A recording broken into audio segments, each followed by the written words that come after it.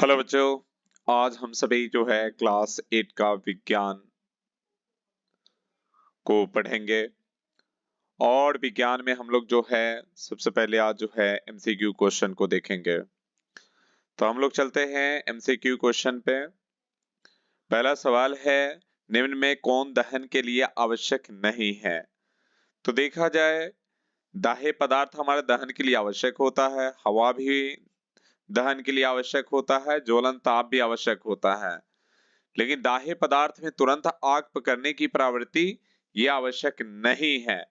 और शब्द क्या पूछा जा रहा है? नहीं ही पूछ रहा है, इसलिए नेगेटिव का जवाब जो है नेगेटिव ही रहेगा, यानी कि डी ऑप्शन हमारा बिल्कुल सही है। आगे बढ़ते हैं, निम्न में कौन दाह्य पदार्थ है? तो देखा जाए, ये कोयला हमारा क्या है? कोयला हमारा दाह्य पदार्थ है। कोयला क्या है? दाह्य पदार्थ है। यह हमारा डी ऑप्शन बिल्कुल सही है। निम्न में से निम्न में कौन दहन का पोषक है? तो ऑक्सीजन क्या होता है? दहन का पोषक होता है। तो ऑक्सीजन हमारा दहन का पोषक है। मोमबत्ती में मोम किस रूप में जलता है? तो मोम जो है अक्सर जो है मोम वाष्प के रूप में जलता है।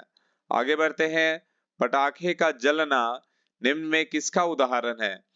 तो विस्फोट दहन का जो है उदाहरण है। पटाखे जो है विस्फोट के साथ जो है ये जलता है। माचिस की तिली के सिरे पर निम्न में कौन पदार्थ होता है? तो देखिए ऑप्शन नंबर बी सही है। एंटीमनी ट्राइसल्फाइड और पोटेशियम क्लोराइड का मिश्रण होता है। तो बी ऑप्शन सही है। आप लोग को लगता होगा कि लाल फास्फोरस, तो ये लाल फास्फोरस और बालू के मिश्रण, तो ये क्या होते हैं? माचिस के डब्बे पर जो लगा रहता है पेंट, वो जो होता है लाल फास्फोरस होता है। लेकिन माचिस के तिल्ली पर जो है एंटीमनी ट्राइसल्फाइड और पोटेशियम क्लोराइड का मिश्रण होता है। आगे बढ़ते हैं, जलती हुई मोमबत्ती के धुएं में निम्न में कौन पदार्थ होता है? तो मोम का वाष्प होता है। जलती हुई मोमबत्ती में जो है धुएं में मोम का वाष्प पाया जाता है। आगे है, आग पर नियंत्रण के लिए निम्न में कौन आवश्यक नहीं है? तो आग में नियंत्रण के लिए मदद के लिए लोगों को बुलाना आवश्यक नहीं है। जैसे देखेंगे, ईंधन की आपूर्ति को बंद कर देना, ये जो है नियंत्रण के लिए आवश्यक है। कार्बन डाइऑक्साइड का प्रयोग करना ये भी आवश्यक है। आग पर बालू डालना ये तीनों आवश्यक है। लेकिन लोगों को मदद के लिए बुलाना ये जो है आग पर नियंत्रण के लिए आवश्यक नहीं है। आगे बढ़ते हैं, अग्निशामक यंत्र से किस गैस के झोंके निकलते हैं? तो कार्बन डाइऑक्साइड के जो है झोंके निकलते हैं। ज्वाला के किस क्षेत्र में दहन नहीं होता है? तो केंद्रीय क्षेत्र में जो है दहन नहीं होता है। हाइड्रोजन गैस कैसा गैस है? तो ये एक दाह्य पदार्थ है। जो हाइड्रोजन गैस का कैलोरीफिक वैल्यू जो है उसके ईंधन का जो है 1,50,000 कैलोरी जो है ऊर्जा देती है। आगे देखते हैं, निम्न में कौन दाह्य पदार्थ है? तो हाइड्रोजन क्या है? दाह्य पदार्थ है। ऑक्सीजन क्या है? दाह्य पदार्थ का पोषक है, ये दाह्य पदार्थ नहीं है। नाइट्रोजन भी नहीं है और कांच भी नहीं है। हाइड्रोजन क्या है? दाह्य पदार्थ है। आगे बढ़ते हैं, श्वेत फास्फोरस को पानी में डुबाकर रखते हैं क्योंकि उसका ज्वलन ताप क्या है? 35 डिग्री सेल्सियस होता है। ये सिंपल सा है, थोड़ा सा गर्मी पाकर के थोड़ा सा ताप में जो है ये जलना प्रारंभ कर जाती है। आगे देखते हैं, निम्न में मंद दहन के उदाहरण को चुने। तो संक्षारण क्या है? मंद दहन का उदाहरण है। बारूद में निम्न में से कौन पदार्थ होता है? तो बारूद में जो है सल्फर पाया जाता है। बारूद में क्या पाया जाता है? सल्फर पाया जाता है। आगे देखते हैं, मोमबत्ती के धुएं में निम्न में से कौन पदार्थ होता है? तो मोमबत्ती के धुएं में जो है कार्बन डाइऑक्साइड होता है। आगे बढ़ते हैं, घर में आग लग जाने पर आप क्या करेंगे? तो फायर ब्रिगेड को फोन करेंगे। आगे देखेंगे, एक उदासीन परमाणु पर कुल आवेश कितना होता है? तो परमाणु कैसा है? उदासीन परमाणु है, तो उदासीन परमाणु पर आवेश कितना होगा? तो शून्य होगा। क्या होगा? 0 होगा। आगे देखते हैं आवेश कितने प्रकार के होते हैं। तो आवेश मुख्य रूप से दो प्रकार के होते हैं। आगे देखते हैं इलेक्ट्रॉन पर कैसा आवेश होता है। तो इलेक्ट्रॉन पर ऋणात्मक आवेश होता है। प्रोटॉन पर कैसा आवेश होता है। तो प्रोटॉन पर जो है धनात्मक आवेश होता है। न्यूट्रॉन पर कैसा आवेश होता है। तो न्यूट्रॉन पर कोई आवेश नहीं होता है। ये क्या होते हैं, चार्जलेस होते हैं, यानी आवेशलेस होते हैं। इस पर कोई भी आवेश नहीं होते, न धनात्मक होते हैं न ऋणात्मक होते हैं। न्यूट्रॉन क्या है, आवेश। न्यूट्रॉन पर कोई आवेश नहीं पाया जाता है। आगे बढ़ते हैं, प्रोटॉन पर आवेश की मात्रा इलेक्ट्रॉन पर के आवेश की मात्रा से के क्या होती है, बराबर होती है। यानी प्रोटॉन और इलेक्ट्रॉन पर आवेशों की मात्रा क्या होती है, दोनों को बराबर होती है। तो ऑप्शन नंबर सी बिल्कुल सही है। आवेशित वस्तु को आकर्षित करती है। आवेशित वस्तु अनावेशित क्या है, आवेशित वस्तु अनावेशित वस्तु को आकर्षित करती है। यानी कि प्लस माइनस क्या होती है, एक दूसरे को आकर्षित करती है, एक दूसरे को आकर्षित करती है। आगे बढ़ते हैं, गीजर में विद्युत धारा की किस प्रवाह का उपयोग होता है। तो गीजर में तापीय या उष्मीय प्रभाव का उपयोग होता है। आगे बढ़ते हैं, एक बादल से दूसरे बादल पर आवेशों के स्थानांतरण को क्या कहते हैं।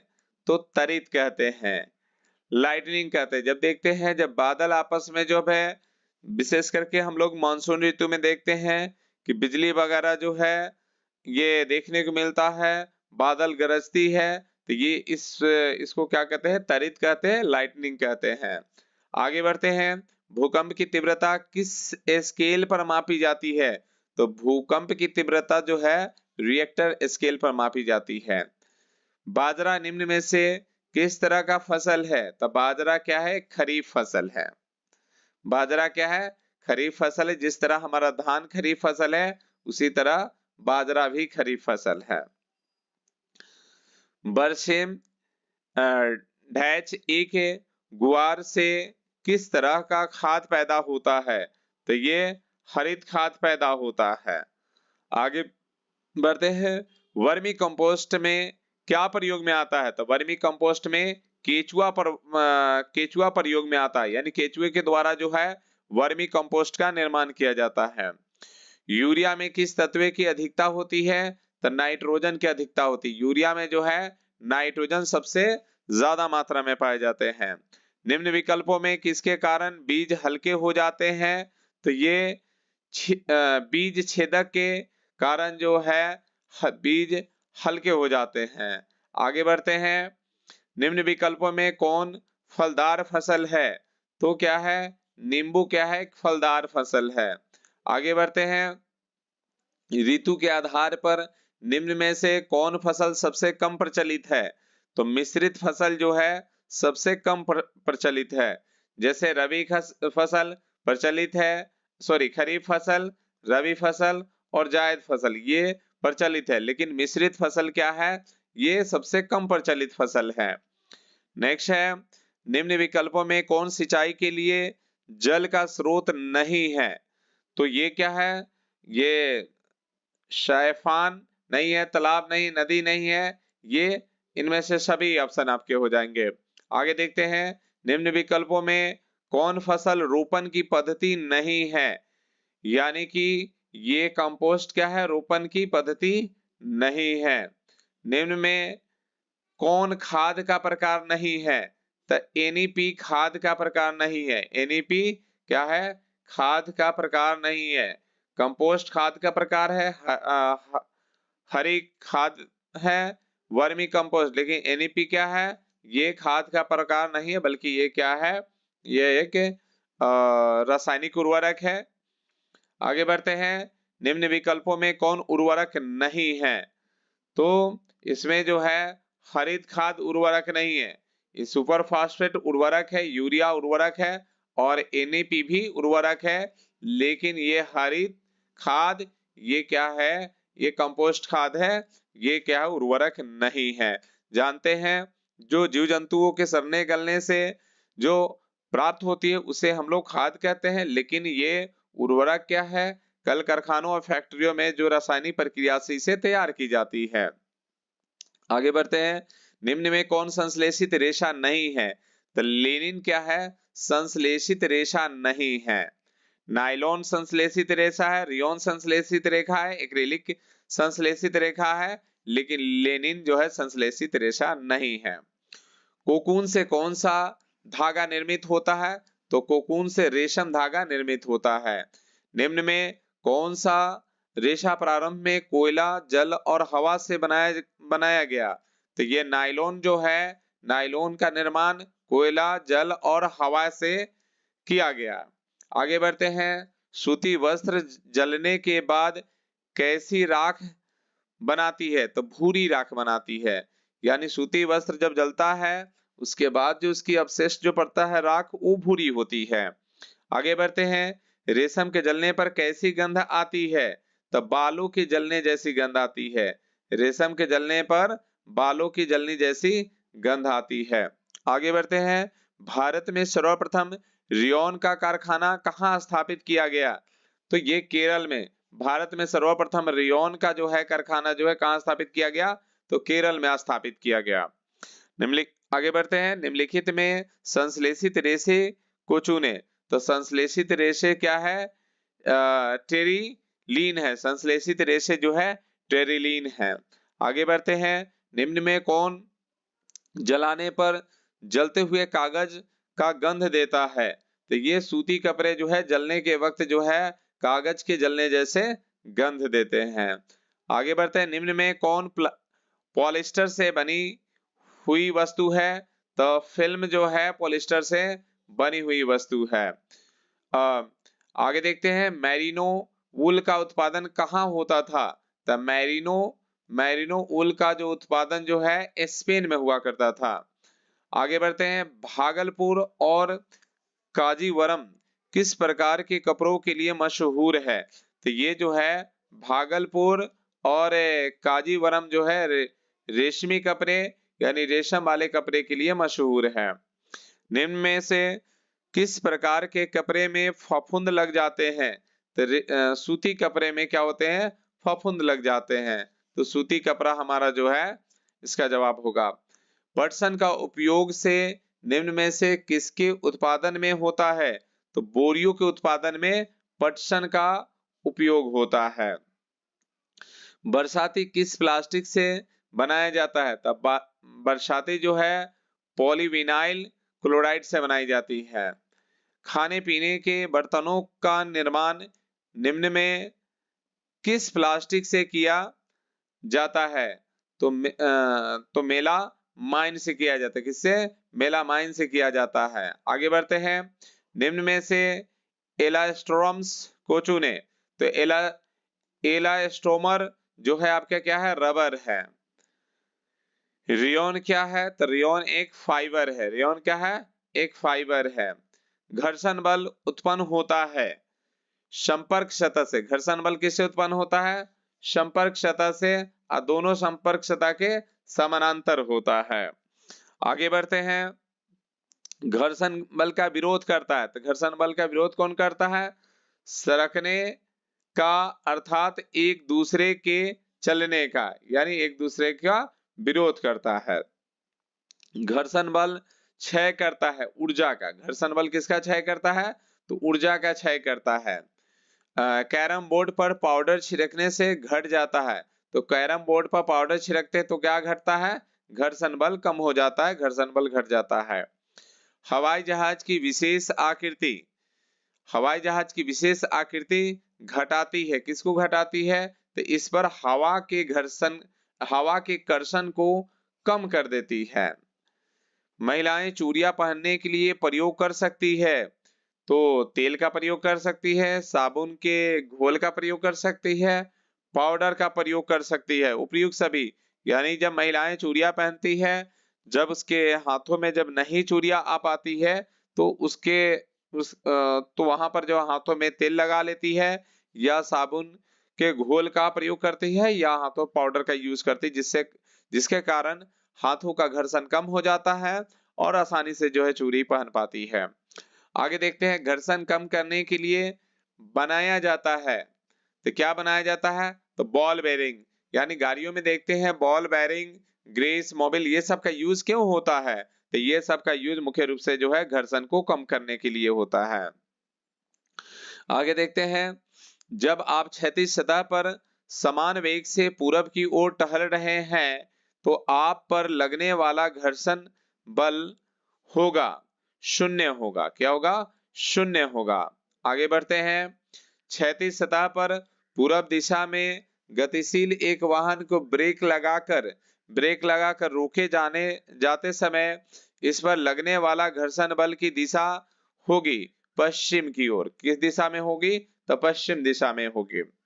आगे बढ़ते हैं, एक दीवार पर एक डिब्बे को क्षैतिज तल से दबाकर रखा गया है। दीवार से डिब्बे पर लगा घर्षण बल है, क्या है? तो ये ऊपर की ओर है, ये जो है ऊपर की ओर होगी। नेक्स्ट क्या है? लैक्टोबैसिलस एक प्रकार का है। तो लैक्टोबैसिलस एक प्रकार का क्या है? तो एक प्रकार का जीवाणु है। सिरका बनता है, सिरका किससे बनता है? तो माइकोडर्मा से बनता है। सिरका माइकोडर्मा से बनता है, यानी कि ऑप्शन नंबर सी बिल्कुल सही है। आगे देखेंगे, दही में जोरन किससे दिया जाता है? तो दही में जो जोरन है वो जीवाणु दिया जाता है, यानी कि जीवाणु जानते हैं कि दही लैक्टोबैसिलस बैक्टीरिया से यानी लैक्टोबैसिलस जीवाणु से जो है बनती है। आगे देखते हैं, एमाइलीज या इन्वर्टेज नामक के प्रकिण्वन का उत्पादन निम्न में से किससे होता है? तो ये क्या होता है? फफूंद से होता है, ये फफूंद से होता है। आगे देखते हैं, निम्न में किस जीवाणु से शराब का उत्पादन होता है? तो ये जो है शराब का उत्पादन जो है जाइमोमोनास से होता है। जाइमोमोनास का प्रयोग होता है शराब बनाने के लिए, इसी जीवाणु की मदद से जो है शराब बनता है। आगे देखते हैं, आलू का मस्सा निम्न विकल्पों में से किससे होता है? तो ये फफूंद से होता है। आलू का मस्सा किससे होता है? फफूंद से होता है। आगे देखते हैं, फ्लोएम नेक्रोसिस नामक रोग निम्न विकल्पों में किससे होता है? तो ये जो है प्रोटोजोआ से होता है। किससे होता है? प्रोटोजोआ से। आगे देखते हैं,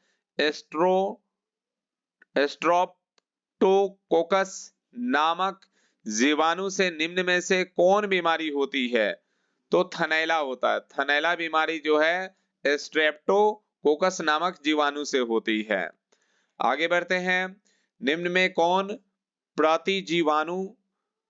जीवाणु से नहीं बनते हैं? तो ये जो है ओरिमाइसिन, स्ट्रेप्टोमाइसिन, क्लोरोमाइसिन, ये इनमें से कोई नहीं, यानी कि ये सभी कोई जो है प्रतिजैविक जीवाणु से नहीं बनते हैं, यानी कि ये डी ऑप्शन हमारा सही हुआ, इनमें से कोई नहीं।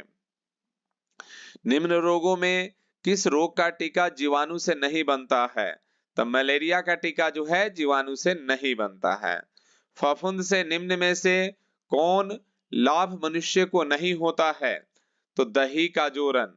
फफूंद से दही का जोरन नहीं, बल्कि दही का जोरन जीवाणु से होता है, लैक्टोबैसिलस जीवाणु से।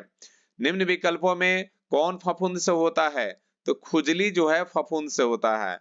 ये खाज खुजली जो बीमारी है, जो स्किन प्रॉब्लम है, ये सभी जो है फफूंद के कारण होता है, यानी फफूंद से होते हैं। निम्न विकल्पों में कौन बीमारी जीवाणु से होता है? तो थनैला जो है जीवाणु से होता है। गेहूं के तने का काला रस्ट निम्न विकल्पों में से किससे होता है? तो फफूंद से होता है, यानी गेहूं में जो काला रस्ट लग जाता है इसका कारण क्या है? फफूंद है, ये फफूंद से होते हैं। जीवाणु निम्न विकल्पों में किस विकल्प में उपयोगी है? तो जीवाणु जो है घरेलू उपयोग में भी उपयोगी है, कृषि के लिए भी उपयोगी है और वाणिज्यिकी में भी उपयोगी है, यानी कि ऑप्शन नंबर ए, बी और सी, ये तीनों ऑप्शन सही है। इसका मतलब जो है इनमें से सभी, यानी कि डी ऑप्शन बिल्कुल करेक्ट है। छेदने वाले औजार का एक सिरा नुकीला और दूसरा सिरा चपटा होता है, ये बिल्कुल सही है ऑप्शन। पास्कल इकाई है, तो पास्कल किसकी इकाई है? दाब का इकाई पास्कल है। आगे देखते हैं, बैरोमीटर मापता है, तो बैरोमीटर जो हो वायुमंडलीय दाब को मापता है। उत्प्लावक बल लगता है, तो उत्प्लावक बल जो है ऊपर की ओर लगता है। जो द्रव्य है, जो लिक्विड है, जो जल है, इसमें जो है ऊपर की ओर बल लगती है। तो जल के द्वारा ऊपर की ओर लगाई गई बल को हम लोग क्या कहते हैं? उत्प्लावक बल कहते हैं। उत्प्लावक बल हमेशा जो है ऊपर की दिशा में लगती है। उत्प्लावक बल का कारण है, तो उत्प्लावक बल का क्या कारण है? ऊपर से नीचे जाने पर दाब का बढ़ना, यानी कि जब जो हम ऊपर से नीचे जाते हैं तो नीचे जाने पर दाब जो है बढ़ जाती है, जिसके कारण जो है ये ऊपर की ओर बल लगाती है। आगे देखते हैं, बल की इकाई है, तो बल की इकाई क्या है? तो बल की इकाई न्यूटन है। आगे बढ़ते हैं, द्रव्य का दाब होता है, तो द्रव्य का दाब क्या होता है? तो द्रव्य जो है सभी दिशाओं में अपना दाब लगाती है, यानी द्रव्य जो है ऊपर की ओर भी लगाती है, नीचे की ओर लगाती है, क्षैतिज दिशा में भी लगाती है, यानी द्रव्य के द्वारा जो है सभी दिशाओं में बल लगाए जाते हैं। लोहे का जहाज पानी पर तैरता है, तो लोहे का जहाज पानी पर तैरने का कारण जो है उत्प्लावक बल के कारण जो है लोहे की जहाज पानी पर तैरता है। आगे देखते हैं, निम्न में कौन गैसीय ईंधन नहीं है? तो पेट्रोलियम गैसीय ईंधन नहीं है, एलपीजी गैसीय ईंधन है, नेचुरल गैस गैसीय ईंधन है, नाइट्रोजन गैस गैसीय ईंधन है, लेकिन पेट्रोलियम गैसीय ईंधन नहीं है। प्राकृतिक गैस है, तो प्राकृतिक गैस क्या है? एक ईंधन है। आगे बढ़ते हैं, निम्न में किसका ईंधन द्रव्य नाइट्रोजन होता है? तो ये रॉकेट का ईंधन जो होता है वो क्या होता है? द्रव्य ईंधन होता है। आगे बढ़ते हैं, ईंधन को जलाने के लिए निम्न में कौन आवश्यक नहीं है? तो जलवाष्प जो है ईंधन को जलाने में आवश्यक नहीं है। हवा क्या है? जलाने में आवश्यक है। ऑक्सीजन क्या है? जलाने में आवश्यक है। दहन, ताप की प्राप्ति, ये भी आवश्यक है, लेकिन जलवाष्प क्या है? जलाने में आवश्यक नहीं है।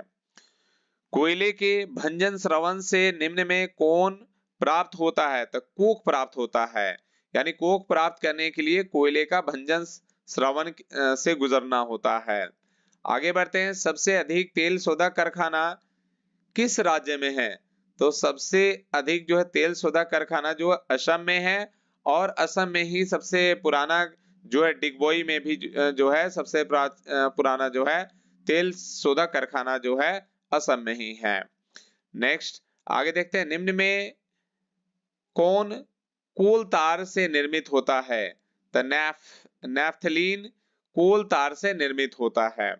आगे बढ़ते हैं, ईंधन के जलने से कौन सी गैस निर्मित होती है? तो ईंधन के जलने से कार्बन डाइऑक्साइड गैस निर्मित होती है। आगे बढ़ते हैं, काला सोना किसे कहते हैं? तो काला सोना जो है पेट्रोलियम को कहा जाता है। काला सोना पेट्रोलियम को कहा जाता है। बिजली के उत्पादन में निम्न में से किसका प्रयोग होता है? तो बिजली के उत्पादन में मुख्य रूप से जो है कोयले का उत्पादन होता है। सीएनजी का प्रयोग मुख्यतः किस काम के लिए होता है? तो ये मोटर गाड़ियां चलाने के लिए जो है सीएनजी का जो है प्रयोग किया जाता है। आगे बढ़ते हैं, प्राकृतिक गैस का मुख्य घटक क्या है? तो प्राकृतिक गैस में मुख्य रूप से मीथेन की मात्रा सर्वाधिक होती है। आप जानते हैं कि मीथेन का फॉर्मूला क्या है? CH4 है। मीथेन का फॉर्मूला CH4 है। आगे देखेंगे, पेट्रोलियम में उपस्थित हाइड्रोकार्बन अणु में कार्बन की संख्या कितनी है? तो जो है 5 से 10 है। कार्बन की जो संख्या जो है 5 से 10 है। निम्न में से उस स्थान को चुने जहां तेल शोधक कारखाना है। तो बरौनी क्या है? बरौनी में जो है तेल शोधक कारखाना है। आगे बढ़ते हैं, पेट्रोलियम के परिष्करण के लिए किस विधि का प्रयोग किया जाता है? तो पेट्रोलियम के परिष्करण के लिए प्रभाजी आसवन विधि का जो है प्रयोग किया जाता है। आगे बढ़ते हैं, निम्न में किस स्थान पर पेट्रोलियम पाया जाता है? तो अंकलेश्वर में जो है पेट्रोलियम पाया जाता है। कोक में कितना कार्बन होता है? तो कोक में 90% जो है कार्बन होता है। ईंधन के रूप में द्रव्य हाइड्रोजन का प्रयोग निम्न में से किसमें होता है? तो रॉकेट में होता है।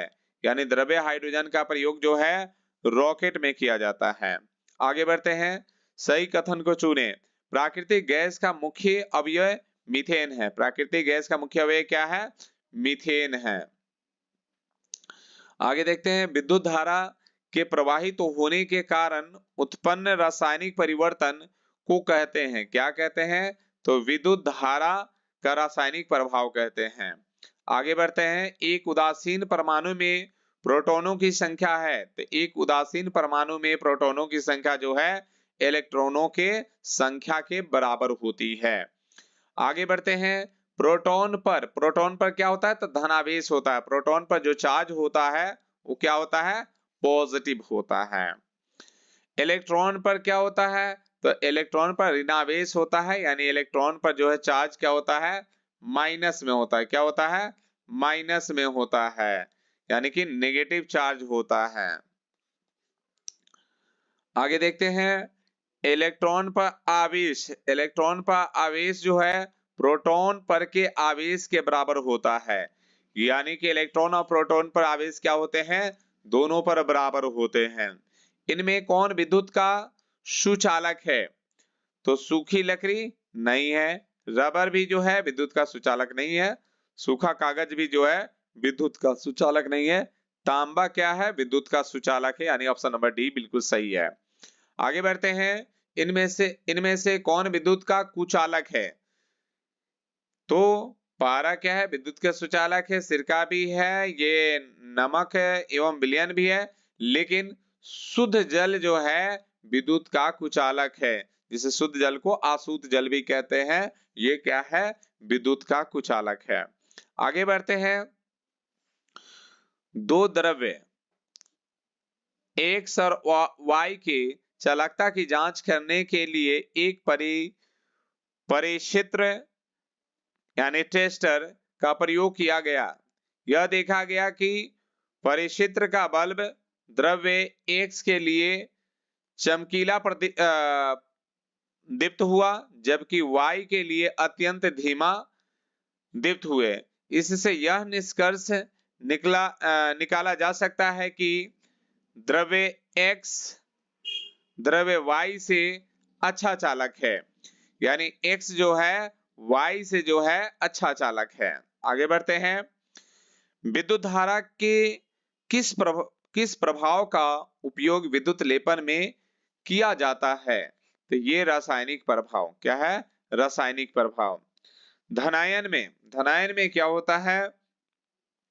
तो धनायन में प्रोटॉन की संख्या इलेक्ट्रॉन की संख्या से अधिक होता है। यानी अगर धनायन हमारा कोई तत्व है तो उस पर जो है प्रोटॉन की संख्या इलेक्ट्रॉन से अधिक है। अगर ऋणायन होता तो वहां पर क्या है? इलेक्ट्रॉन की संख्या प्रोटॉन की संख्या से अधिक होता। फिलहाल यहाँ पर जो है ऑप्शन नंबर ए सही है। धनायन पर जो है प्रोटॉनों की संख्या जो है इलेक्ट्रॉनों की संख्या से अधिक होती है। आगे देखते हैं, देखने की क्रिया होती है किससे? तो आंख से। हम लोग देखने का क्रिया किससे करते हैं? तो आंख से कहते हैं। मुंह से तो नहीं देखते हैं, कान से भी नहीं देखते हैं, चर्म से भी नहीं देखते हैं। हम लोग जो मुख्य रूप से आंख से हम देखने का कार्य करते हैं। देखने के लिए जरूरी है, तो देखने के लिए क्या जरूरी है? आंख और प्रकाशित वस्तु, यानी ए और बी दोनों ऑप्शन बिल्कुल सही है। आगे देखते हैं, जिस माध्यम में प्रकाश बिना तीव्रता खोए गमन करे कहलाता है पारदर्शी माध्यम। यानी कि जिस माध्यम में प्रकाश बिना तीव्रता खोए गमन करता है वह पारदर्शी माध्यम कहलाता है। नियमित परावर्तन होता है तो समतल और चमकीले सतह से जो है नियमित परावर्तन होता है। आगे बढ़ते हैं, परावर्तन के नियम है। तो परावर्तन के कितने नियम है? तो परावर्तन के 2 नियम हैं। जो आपतन कोण परावर्तन कोण के बराबर होती है, और आपतित किरण, परावर्तित किरण और अभिलंब तीनों जो है एक ही सतह में होते हैं। तो क्या है, परावर्तन के मुख्य रूप से दो नियम होते हैं। आगे बढ़ते हैं। आपतित किरण और अभिलंब का तल आपतन तल कहलाता है।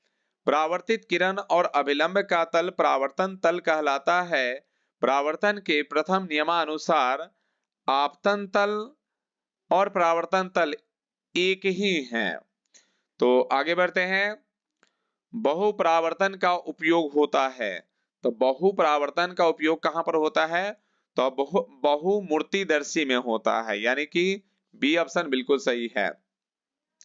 आगे बढ़ते हैं। 90 डिग्री कोण पर रखे दो समतल दर्पणों के बीच रखी वस्तु का बने प्रतिबिंब की संख्या होती है। कितनी होती है, तो 3 होती है।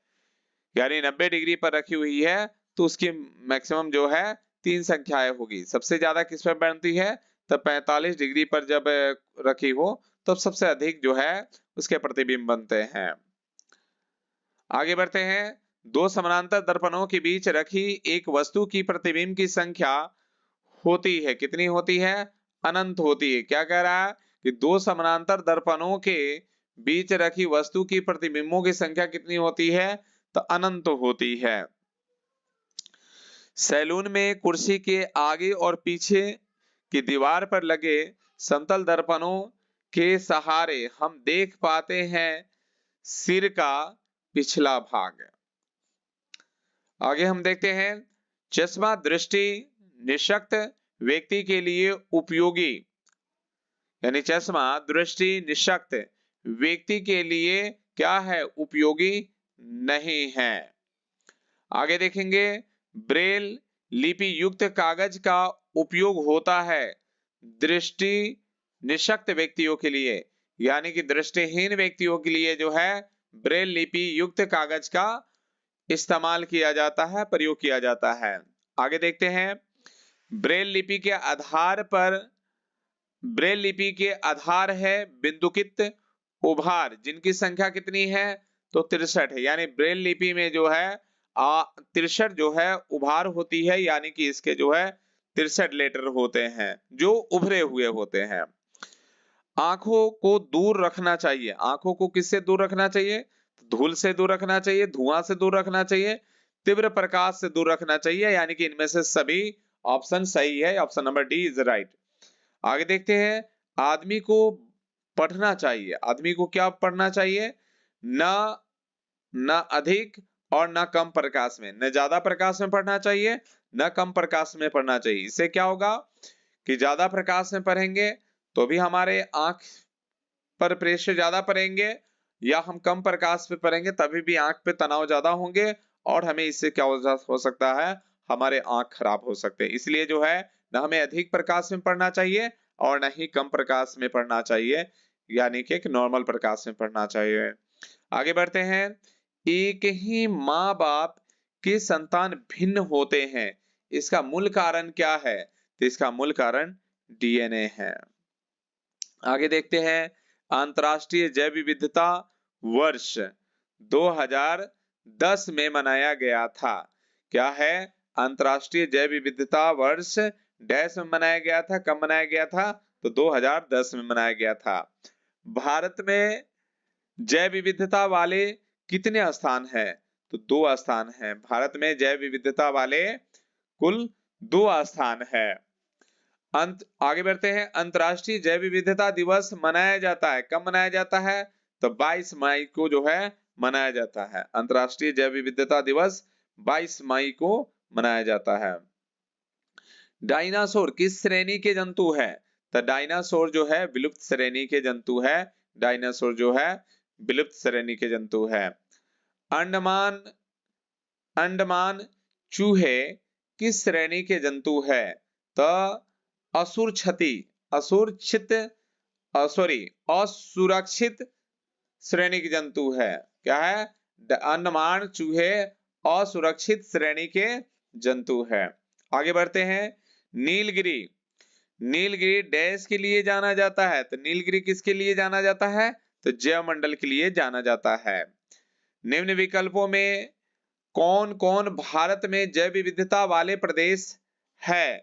तो ये जो है पूर्वोत्तर भारत और पश्चिमी घाट जो है जैव विविधता वाले प्रदेश है। आगे बढ़ते हैं। निम्न विकल्पों में कौन संकटग्रस्त श्रेणी का जीव नहीं है? तो हिरण जो है संकटग्रस्त श्रेणी के जीव नहीं है। निम्न विकल्पों में कौन श्रेणी खाद्य श्रृंखला में शामिल नहीं है? तो ये विलुप्त। आगे बढ़ते हैं। निम्न विकल्पों में किस तरह के जंतु का संरक्षण नहीं किया जा सकता है? तो विलुप्त श्रेणी जंतु का संरक्षण नहीं किया जा सकता, जो है ही नहीं इसको हम कैसे सुरक्षित कर सकते हैं। आगे बढ़ेंगे। निम्नलिखित विकल्पों में किसके द्वारा नवजीवन का संरक्षण किया जा सकता है? तो ये जो है वनोन्मूलन का प्रयास, राष्ट्रीय उद्यान की घोषणा, अभयारण्य की घोषणा, यानी ए बी सी, ये तीनों ऑप्शन सही है। आगे बढ़ते हैं। निम्न विकल्पों में कौन विलुप्त प्राय जंतु नहीं है? तो बंदर जो है विलुप्त प्राय जंतु नहीं है। आगे बढ़ते हैं। निम्न विकल्पों में कौन परियोजना है जिससे विविध जीव जंतु का संरक्षण होता है? तो ये जो है ऑप्शन नंबर आपका डी, वन्य जीव सुरक्षा परियोजना। आगे बढ़ते हैं। शूटिंग स्टार कहते हैं, तो शूटिंग स्टार किससे कहते हैं? तो उल्का को कहते हैं, उल्का को शूटिंग स्टार कहते हैं। आकाश में पृथ्वी क्या है? सूर्य की परिक्रमा करती है। आकाश में पृथ्वी जो है सूर्य की परिक्रमा करती है। पृथ्वीवासी को ध्रुवीय तारा दिखता है। पृथ्वीवासी को ध्रुवीय तारा कैसे दिखता है? तो स्थिर दिखता है। सौर परिवार में ग्रहों की संख्या है, तो सौर परिवार में कुल जो है 8 ग्रहों की संख्या है। मंगल ग्रह के उपग्रहों की संख्या कितनी है? तब मंगल के जो है 2 उपग्रह है। बुध ग्रह के उपग्रहों की संख्या कितनी है? तो बुध ग्रह के कोई भी उपग्रह नहीं है, यानी कि जलाई 0 है। Option number D. शनि ग्रह है, तो शनि ग्रह क्या है? बाह्य ग्रह है। शनि ग्रह क्या है? बाह्य ग्रह है। शनि ग्रह का रंग कैसा होता है? तो शनि ग्रह का रंग हल्का पीला होता है, यानी कि पीला होता है। अंतरिक्ष से पृथ्वी को देखने पर इसका रंग दिखता है, तो नीला तथा हरा रंग इसको जो है अंतरिक्ष से देखने पर पृथ्वी का रंग दिखता है। लाल ग्रह कहते हैं, तो लाल ग्रह किसे कहते हैं? तो मंगल को लाल ग्रह कहते हैं। सबसे चमकीला ग्रह है, तो सबसे चमकीला ग्रह कौन सा है? तो शुक्र जो है सबसे चमकीला ग्रह है। कृत्रिम उपग्रह का उपयोग होता है, तो कृत्रिम उपग्रह का उपयोग होता है दूर संचार में, दूर संवेदन में, मौसम की भविष्यवाणी में, इनमें से सभी, यानी कि डी ऑप्शन बिल्कुल सही है। आगे है सप्तऋषि तारामंडल परिक्रमा करता है, कहां करता है? ध्रुव तारों का। आगे बढ़ते हैं। ओरियंस नामक तारामंडल को मशहूर शिकारी कहा जाता है। इसके कमर बेल्ट पर जरे होते हैं, क्या जरे होते हैं? तो 3 तारे जरे होते हैं, 3 तारे जरे होते हैं। सिंह तारामंडल समूह है, तो सिंह तारामंडल समूह क्या है? 9 तारों का। 9 तारों के समूह को जो है सिंह तारामंडल समूह कह रहे हैं। आगे बढ़ते हैं। आगे है शर्मिष्ठा तारामंडल समूह है। शर्मिष्ठा तारामंडल समूह किसका है? 5 तारों का। आगे बढ़ते हैं। चांद का अपने अपने अक्ष पर घूर्णन करने का आवर्तकाल है 27 दिन का, यानी 27 दिन में जो है चांद अपने अक्ष पर जो है घूर्णन करती है। प्रकाश वर्ष क्या है? तो प्रकाश वर्ष क्या है? दूरी का मात्रक है। प्रकाश वर्ष जो है क्या है? दूरी का इकाई है, यानी कि दूरी का मात्रक है। आकार में बृहस्पति पृथ्वी से बड़ा है करीब, तो आकार में बृहस्पति जो है पृथ्वी से लगभग जो है 1300 गुना बड़ा है। सुंदर चौड़ा वलय घेरे हुए हैं, तो सुंदर चौड़ा वलय किसको घेरा हुआ है? तो शनि ग्रह को जो है सुंदर चौड़ा वलय जो है घेरे हुए हैं। आगे बढ़ते हैं। पृथ्वी आकाश में तैरने वाला गोलाकार पिंड है की अवधारणा सर्वप्रथम किसने किया था? तो ये गोरस ने किया था। किसने किया था? पाइथागोरस ने सर्वप्रथम जो है अवधारणा दिया था कि पृथ्वी आकाश में तैरने वाला गोलाकार पिंड है। आगे बढ़ते हैं। आकाशीय पिंडों की गति का अध्ययन कहलाता है। आकाशीय पिंडों की गति का अध्ययन क्या कहलाता है? खगोल शास्त्र कहलाता है। आगे बढ़ते हैं। अल्फा सेंचुरी एक क्या है? तो अल्फा सेंचुरी एक तारा है। अल्फा सेंचुरी क्या है? एक तारे का नाम है। आगे बढ़ते हैं। केपलर के अनुसार सूर्य प्रतिग्रह का परिपथ है क्या है? दीर्घवृत्ताकार है। कैसा है? दीर्घवृत्ताकार है। आगे बढ़ते हैं। ओरियन तारा मंडल में है। तो ओरियन तारा मंडल में क्या है? 8 तारे हैं। कितने तारे हैं? 8 तारे हैं। आगे बढ़ते हैं। सौर मंडल एक परिवार है। तो सौर मंडल एक परिवार किसका है? तो आकाश गंगा का एक परिवार कौन सा है? सौर मंडल है। आगे बढ़ते हैं। आगे देखते हैं। पृथ्वीवासी दूरस्थ तारों को चलते देखते हैं। पृथ्वीवासी जो है दूरस्थ तारे को यानी दूर के तारे को चलते हुए देखते हैं। किस दिशा में? तो पूरब से पश्चिम दिशा में। किस दिशा में? पूरब से पश्चिम दिशा में जो है चलते हुए देखते हैं। आगे बढ़ते हैं। सुंदर पीला वलय है। सुंदर पीला वलय किसका है? तो शनि का जो वलय है वह सुंदर पीला वलय है। आगे बढ़ते हैं। आंतरिक ग्रह है। आंतरिक ग्रह जो है यानी कि बुध, शुक्र, पृथ्वी और मंगल, ये 4 ग्रहों को जो है आंतरिक ग्रह कहते हैं। ये सभी चारों ग्रह जो है अन्य ग्रहों की तुलना में जो है पृथ्वी के जो है नजदीक है। बाकी जो अन्य ग्रह जो है वो क्या है? दूर है। तो ये 4 जो ग्रह है इसे जो है पृथ्वी के आंतरिक ग्रह कहते हैं। अब बाकी जो शेष 4 बचा उस पृथ्वी के सूर्य के जो है वो बाह्य ग्रह है।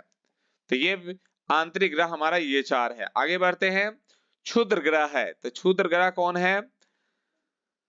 क्षुद्र ग्रह जो है मंगल बृहस्पति के बीच, मंगल और बृहस्पति के बीच जो है एक बड़ी लंबी चौड़ी एक पट्टी है जिसमें क्षुद्र ग्रहों की जो है क्षुद्र ग्रह रहते हैं जो कि काफी ज्यादा संख्या में रहते हैं। तो मंगल और बृहस्पति के बीच जो है क्षुद्र ग्रह होते हैं। आगे बढ़ते हैं। कोशिका का बाहरी आवरण डैश है। तो कोशिका का बाहरी आवरण क्या कहलाता है? तो कोशिका झिल्ली कहलाता है। कोशिका की बाहरी आवरण जो है कोशिका झिल्ली कहलाती है। आगे बात करते हैं। कोशिका भित्ति डैश में पाया जाता है। तो कोशिका भित्ति जो है पादप कोशिका में पाया जाता है। यानी पेड़ पौधे में जो कोशिका पाई जाती है उसमें जो है कोशिका भित्ति पाई जाती है। आगे बढ़ते हैं। ऊर्जा का उत्पादन होता है। तो ऊर्जा का उत्पादन कहाँ होता है? तो माइटोकॉन्ड्रिया में होता है। ऊर्जा का उत्पादन माइटोकॉन्ड्रिया में होता है। माँ बाप के गुण अगली पीढ़ी में डैश द्वारा जाते हैं। तो गुण सूत्रों के द्वारा जो है माँ बाप के गुण जो है अगली पीढ़ी में गुण सूत्रों के द्वारा जाते हैं। आगे बढ़ते हैं। सेंट्रोसोम पाया जाता है। तो सेंट्रोसोम कहाँ पाया जाता है? तो जीव द्रव्य में पाया जाता है सेंट्रोसोम। गोल्जी में नहीं पाया जाता है। तो गोल्जी में क्या नहीं पाया जाता है? तो डीएनए जो है गोल्जी में नहीं पाया जाता है। आगे बढ़ते हैं। माइटोकॉन्ड्रिया में पाया जाता था। माइटोकॉन्ड्रिया में क्या पाया जाता है? तो एटीपी पाया जाता है। एटीपी जो है माइटोकॉन्ड्रिया में पाया जाता है। गोल्जी में नहीं पाया जाता है। तो गोल्जी में क्या नहीं पाया जाता है? तो एटीपी जो है गोल्जी में नहीं पाया जाता है। माइटोकॉन्ड्रिया में पाया जाता है। तो माइटोकॉन्ड्रिया में क्या पाया जाता है? तो एटीपी पाया जाता है। आगे देखते हैं। जीव द्रव्य में पाया जाता है। तो जीव द्रव्य में क्या पाया जाता है? तो पुटिका पाया जाता है। जीव द्रव्य में क्या पाया जाता है? पुटिका, यानी ऑप्शन नंबर डी बिल्कुल सही है। निम्न में कौन विकल्प लवक का प्रकार नहीं है? तो केंद्रिका जो है लवक का प्रकार नहीं है। आगे देखते हैं। निम्न में कौन कोशिकांग है? तो लाइसोसोम जो है कोशिकांग है। लाइसोसोम जो है क्या है? कोशिकांग है। यानी डी ऑप्शन जो है यह बिल्कुल सही है। आगे बढ़ते हैं। किस जीव में सिर्फ एक केंद्रक युक्त कोशिका पाई जाती है? तो अमीबा में जो है केंद्रक युक्त कोशिका पाई जाती है। आगे बढ़ते हैं, किस स्तनपायी जंतु के आरबीसी यानी रेड ब्लड सेल में केंद्रक पाया जाता है? तो ऊंट में, यानी ऊंट के आरबीसी में जो है केंद्रक पाया जाता है। साधारण द्विखंडन होता है? तो साधारण द्विखंडन किसमें होता है? अमीबा में होता है। अमीबा में साधारण द्विखंडन होता है। बहुविखंडन प्रजनन होता है? तो बहुविखंडन प्रजनन किसमें होता है? तो अमीबा में ही होता है। अमीबा में बहुविखंडन प्रजनन होता है। आगे बढ़ते हैं, मनुष्य में इग्यूनल्स नली में आहार नाल फंसने को कहते हैं? क्या कहते हैं? तो हॉर्निया कहते हैं। मनुष्य के इग्यूनल्स नली में आहार नाल फंसने को हॉर्निया कहते हैं। आगे बढ़ते हैं, औरतों में निषेचन होता है? औरतों में क्या होता है? निषेचन होता है अंडवाहिनी नली द्वारा। किसमें होता है? अंडवाहिनी नली में होता है। आगे बढ़ते हैं, कृत्रिम निषेचन होता है? कृत्रिम निषेचन प्रयोगशाला में होता है। कहां पर होता है? कृत्रिम निषेचन प्रयोगशाला में। मेढक में निषेचन होता है? तो मेढक में जो है बाह्य निषेचन होता है। कहां पे? पानी में होता है। मेढक में जो है पानी में जो है बाह्य निषेचन होता है। मनुष्य में लिंग गुणसूत्र पाए जाते हैं? तो मनुष्य में लिंग गुणसूत्र जो है दो तरह के पाए जाते हैं। द्विखंडन द्वारा प्रजनन नहीं होता है? तो द्विखंडन द्वारा प्रजनन किसमें नहीं होता है? तो स्पंज में जो है द्विखंडन द्वारा प्रजनन नहीं होता है। आगे बढ़ते हैं, अनुप्रस्थ द्विखंडन। अनुप्रस्थ द्विखंडन होता है? किसमें होता है? तो पैरामीशियम में होता है। आगे बढ़ते हैं, मुकुलन द्वारा प्रजनन होता है? किसमें? अमीबा में होता है। सॉरी, ये हाइड्रा वगैरह होगा, ये शायद गलत है। अमीबा में तो विखंडन द्वारा होता है, तो ये क्या होना चाहिए? हाइड्रा होना चाहिए। इसे आप लोग देख लेंगे। आगे बढ़ते हैं, अंडाशय में क्या क्या पैदा होता है? तो डिम पैदा होता है। अंडाशय में डिम पैदा होता है। आगे बढ़ते हैं, वृष्ण में पैदा होता है? तो वृष्ण में क्या पैदा होता है? तो ये टेस्टोस्टेरोन पैदा होता है। आगे बढ़ते हैं, परखनली शिशु किन अवस्था में उपयोगी नहीं होता है?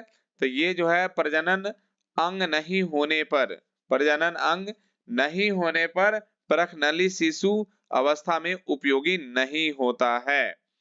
आगे बढ़ते हैं, निम्न में कौन अधातु चमकीली होती है? तो आयोडीन जो है क्या है? अधातु है, लेकिन ये क्या है? धातु की तरह चमकीली होती है। निम्नलिखित में से अधातु को चुने। तो ब्रोन क्या है? ब्रोन जो है अधातु है। आगे बढ़ते हैं, सोने की शुद्धता किस यूनिट में मापी जाती है? तो सोने की शुद्धता जो मापने के लिए जो होता है कैरेट होता है, यानी सोने की शुद्धता जो है कैरेट में मापी जाती है। अशुद्ध सोना जो है 24 कैरेट का होता है। कितने कैरेट का होता है? 24 कैरेट का जो है शुद्ध सोना होता है। सही कथन को चुने। तो सही कथन क्या है? पारा क्या है? एक धातु है। जानते पारा क्या है? एक धातु है जिसका सिंबल क्या है? Hg है, और ये एक इकलौता धातु है जो नॉर्मली रूम टेम्परेचर पर जो है ये द्रव्य अवस्था में क्या है?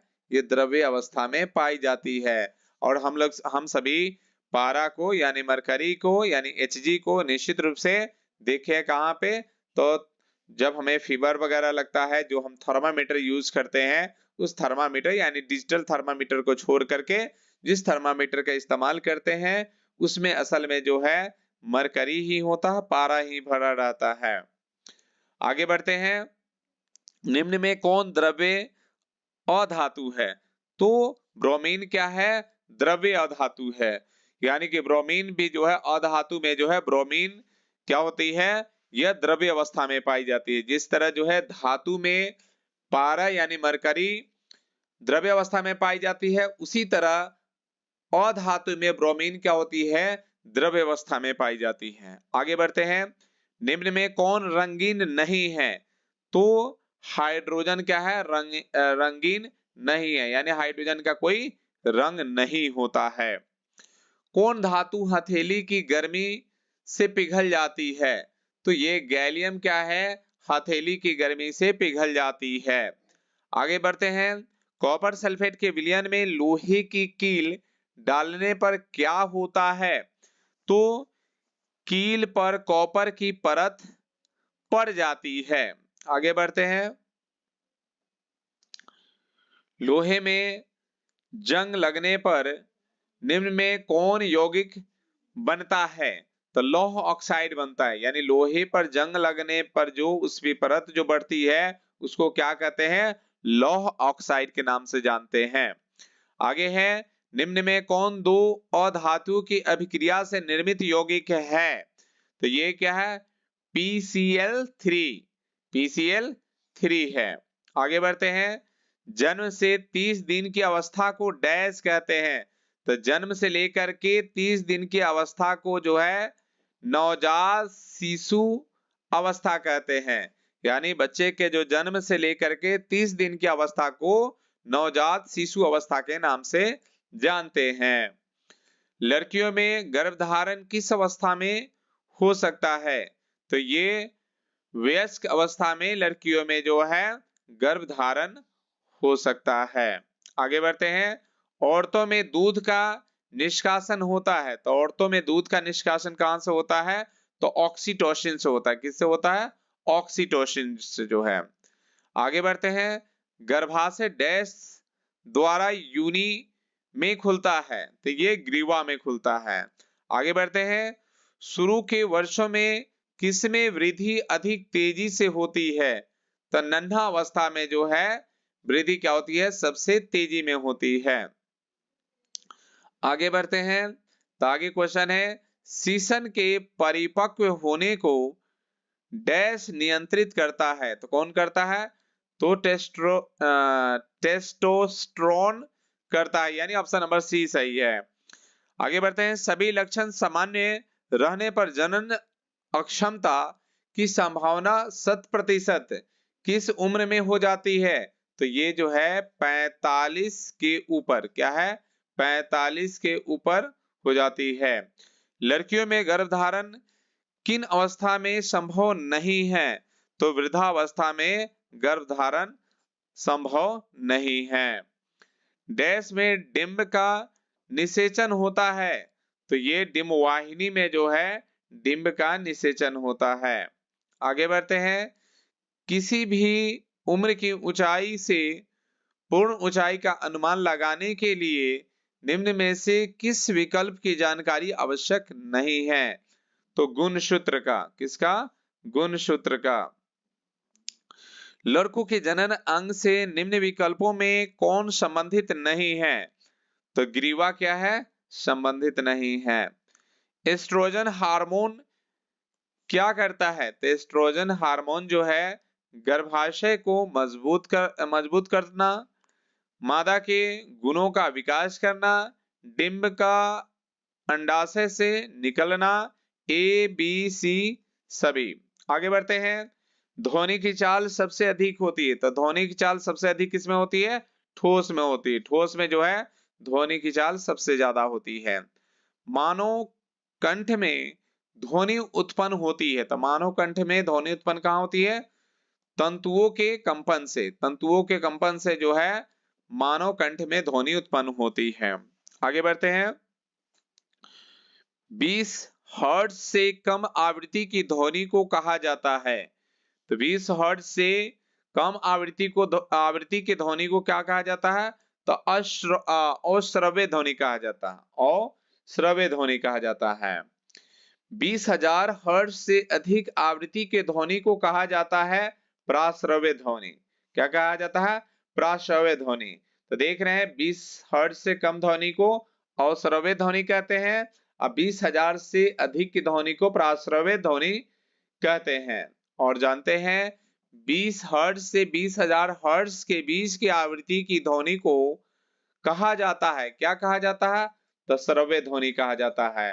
और हम जो मानव जो है 20 हर्ट्ज से 20,000 हर्ट्ज के 20 की आवृत्ति के ध्वनि को ही हम सुन पाते हैं, इसलिए इस ध्वनि को श्रव्य ध्वनि के नाम से जाना जा रहा है।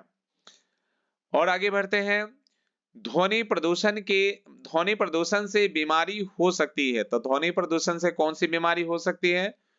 उच्च रक्तचाप की, अनिद्रा की और मधुमेह की, उपर्युक्त सभी, ये सभी हो सकता है किससे? ध्वनि प्रदूषण से जो है। आगे बढ़ते हैं, मधुर ध्वनि होती है कम तारतव्य और कम प्रबलता की। मधुर ध्वनि क्या होती है? कम तारतव्य और कम प्रबलता की होती है। आगे बढ़ते हैं, उच्च तारतव्य और उच्च प्रबलता की ध्वनि होती है, कैसी होती है? तो कर्कश होती है, कर्कश होती है। आगे बढ़ते हैं, ध्वनि प्रदूषण होता है। तो ध्वनि प्रदूषण किसमें होता है? तो उच्च प्रबलता की ध्वनि से, उच्च तारतव्य की ध्वनि से जो है ध्वनि प्रदूषण होता है। कनपट्टा पर पहुंचने वाली ध्वनि की प्रबलता बढ़ा दी जाती है 3 हड्डियों से। किससे बढ़ा दी जाती है? 3 हड्डियों से। जानते हैं कि हमारा एक कान में कितने हड्डी होती है? 3 हड्डी होती है। तो दोनों कान में कितने हड्डी हो गई? तो 6 हो गई। और जानते हैं कि शरीर में सबसे छोटी हड्डी हमारे कान में पाई जाती है, जिसको हम लोग स्टेपिज के नाम से जानते हैं। आगे बढ़ते हैं, पृथ्वी के अतिरिक्त किस ग्रह पर जीवन विद्यमान है? तो ये जो है शुक्र पे नहीं, शनि पे नहीं, मंगल पे नहीं, यानी कि इनमें से कोई नहीं। पृथ्वी के अतिरिक्त किसी भी ग्रह पर जो है जीवन विद्यमान नहीं है। आगे है, वायु और जल प्रदूषण के मुख्य कारण है। तो क्या कारण है?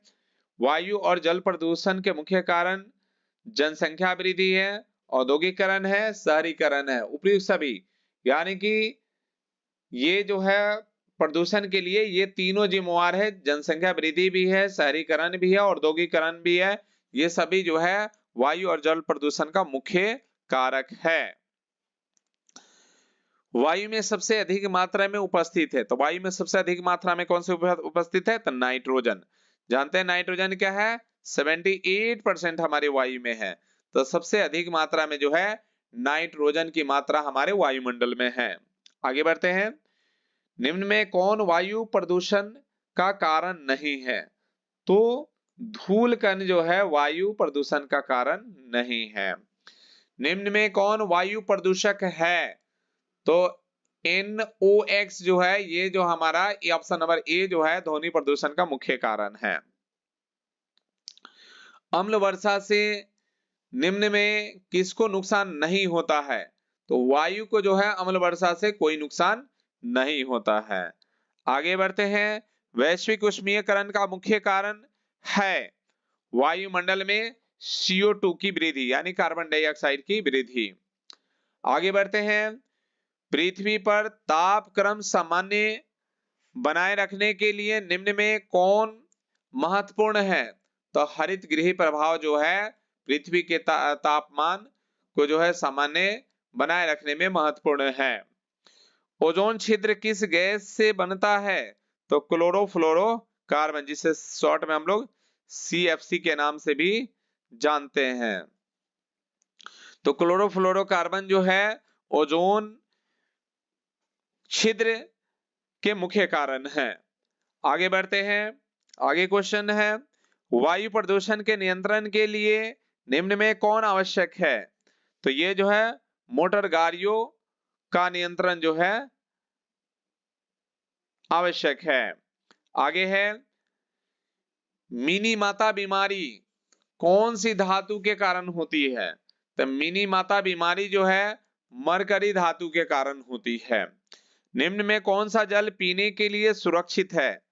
तो चापाकल का जल जो है पीने के लिए सुरक्षित है।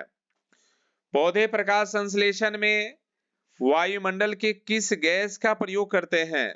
तो कार्बन डाइऑक्साइड का प्रयोग करते हैं। पौधे जो प्रकाश संश्लेषण में अपने भोजन बनाते हैं उस दरमियान जो है वायुमंडल से जो है कार्बन डाइऑक्साइड को जो है ग्रहण करते हैं। पृथ्वी पर निम्न में कौन सबसे कम है? तो मृदु जल जो है पृथ्वी पर सबसे कम है, और खारा जल जो है, नमकीन जल जो है, ये पृथ्वी पर सबसे ज्यादा है। आगे बढ़ते हैं। पेयजल में फ्लोराइड, पेयजल में क्या है, फ्लोराइड की मात्रा अधिक होने पर कौन सी बीमारी होती है? तो फ्लूओरोसिस होती, कौन सी होती है? फ्लोरोसिस होती है। आगे बढ़ते हैं। वायु प्रदूषण का कारण है, तो वायु प्रदूषण का कारण क्या है? मोटर गाड़ियों की बढ़त, मोटर गाड़ियों की बढ़त बढ़त जो है वायु प्रदूषण का मुख्य कारण है। आगे बढ़ते हैं। अम्ल वर्षा में निम्नलिखित अम्ल होता है, कौन सा अम्ल होता है? H2SO4 होता है। निम्न में स्वच्छ ईंधनों को चुने, तो CNG क्या है? हमारा स्वच्छ ईंधन है। निम्न में कौन गैस वायु में उपस्थित है? तो नाइट्रोजन जो है वायु में उपस्थित है, यानी N2। निम्न में कौन वायु प्रदूषक है? तो NO2 जो है वायु प्रदूषक है। स्टोन कैंसर है, तो स्टोन कैंसर मूर्तियों और इमारतों की क्षति, यानी मूर्तियों और इमारतों की जो क्षति होती है, क्षय होती है, इसको क्या कहते हैं? स्टोन कैंसर के नाम से जानते हैं। आगे बढ़ते हैं। बल की इकाई है, तो बल की इकाई क्या है? तो न्यूटन जो है बल की इकाई है। आगे बढ़ते हैं। बल बल बदलवाता है वस्तु के वेग का, यानी कि मान और दिशा। तो बल बदलवाता किसको है? वस्तु के वेग का मान और दिशा दोनों को जो है चेंज करता है, इसलिए हमारा ऑप्शन नंबर सी दोनों सही होगा। वेग के लंबवत लगा बल बदलवाता है की दिशा का, यानी वेग की दिशा को जो है चेंज करता है। वेग की दिशा में लगा बल वेग का मान बढ़ाता है। क्या है? वेग की दिशा में लगा बल वेग का मान बढ़ाता है। आगे बढ़ते हैं। वेग की दिशा के विपरीत लगा बल वेग का मान घटाता है। वेग की दिशा के विपरीत लगा बल क्या होता है? बल के वेग का मान घटा देता है। आगे बढ़ते हैं। संपर्क बल है, तो संपर्क बल क्या है? तो पेशीय बल है, घर्षण बल है, अभिलंब प्रक्रिया है, उपयुक्त सभी, यानी कि ऑप्शन नंबर डी हमारा जो है बिल्कुल करेक्ट है। आगे बढ़ते हैं। असंपर्क बल है, तो असंपर्क बल क्या है? तो असंपर्क बल जो है उपयुक्त सभी होगा, यानी कि गुरुत्वीय बल भी है, विद्युत बल भी है और चुंबकीय बल है, ये सभी जो है असंपर्क बल है। यानी कि संपर्क बल वह होता है जिसको हम टच करके, धक्का दे करके या खींच करके लगाते हैं, और असंपर्क बल क्या है? जो बिना टच किए, जैसे गुरुत्वीय बल देख रहे हैं कि कोई भी वस्तु को हम खींच छोड़ते हैं और पृथ्वी पर आके गिर जाती है। विद्युत बल भी देखते हैं, दूर से ही किसी को अट्रैक्ट या रिपेल करता है। चुंबकीय बल भी देख रहे हैं, चुंबक को आप देखे होंगे कि चुंबक जो है, दो चुंबक को लेते हैं, तो अगर वो समान ध्रुव में है तो एक दूसरे को क्या करता है? प्रतिकर्षित करता है, लेकिन असमान ध्रुव क्या करता है? एक दूसरे को आकर्षित करता है। तो इसलिए इसका ऑप्शन सभी बिल्कुल सही हो जाएंगे। आगे बढ़ते हैं। बल को पूर्ण रूपेण व्यक्त करने के लिए जरूरी है, क्या जरूरी है? तो मान और दिशा। बल को पूर्ण रूपेण व्यक्त करने के लिए जरूरी है मान और दिशा दोनों। आगे बढ़ते हैं। क्षैतिज सतह पर रखी एक वस्तु पर पृथ्वी का गुरुत्वीय बल यदि 5 न्यूटन हो, तो इस सतह से वस्तु पर लगे बल का मान होगा कितना होगा? 50 न्यूटन होगा, 50 न्यूटन बल होगा। आगे बढ़ते हैं। किसी वस्तु पर दो असमान विपरीत बल लगने से बदलेगा वस्तु, यानी वस्तु का वेग और आकार, ये दोनों, किसी वस्तु पर असमान विपरीत बल लगने से क्या चेंज होगा, क्या बदलेगा? तो वेग भी बदलेगा और आकार भी बदलेगा। ये दोनों बिल्कुल सही ऑप्शन हो जाएगा, हमारा सी ऑप्शन। आगे बढ़ते हैं। क्षैतिज सतह पर एक बक्सा ठेला जा रहा है, बक्से पर लग रहा है, क्या लग रहा है?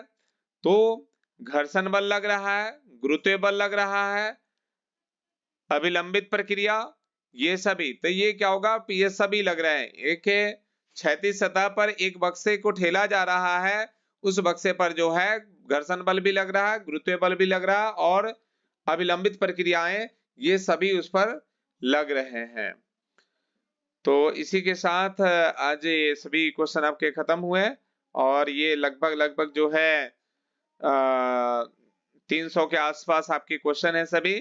अब इन सभी क्वेश्चन को आप 2-3 बार आप रिपीट करके आप देख लेते हैं तो ये आपके जो है याद हो जाएंगे। तो ये सभी क्वेश्चन आपके कराए गए हैं। आप सभी को ये पूरे वीडियो जो है लगभग जो मेरे ख्याल से 1 घंटा 5 मिनट प्लस आपके हो गए। तो आप सभी को ये पूरे वीडियो देखने के लिए धन्यवाद।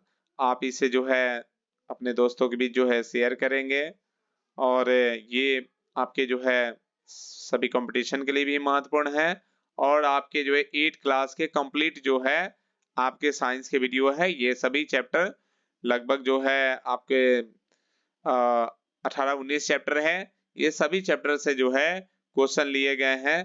तो ये जो है बहुत ही आप सभी के लिए महत्वपूर्ण क्वेश्चन है। आप इसे जो है 2-3 बार जो है रिपीट करके आप इसे देख लेंगे। आपके जो है क्लास 8 वाले के तो बच्चों को तो अच्छा रहेगा ही रहेगा और साथ ही साथ जो है आप अगर किसी तरह के कोई कंपटीशन की भी तैयारी कर रहे हैं तो देखते हैं जनरली जो है 6, 7, 8, 9, 10th इन सभी से जो है सबसे ज्यादा क्वेश्चन आपको देखने को मिलते हैं। तो ये आपके हर कंपटीशन के लिए भी काफी महत्वपूर्ण है। तो इसे जो है आप 2 बार 3 बार करके आप देख लेंगे। तो अब इतना ही पर हम वीडियो खत्म करते हैं। आप सभी का शुक्रिया, धन्यवाद और आप सभी जो है जाते जाते कहेंगे कि आप सभी अगर लाइक्स नहीं किए हो तो लाइक्स कमेंट वगैरह या जो भी हो करेंगे और सब्सक्राइब भी नहीं किए हो तो सब्सक्राइब कर देंगे। ओके, धन्यवाद।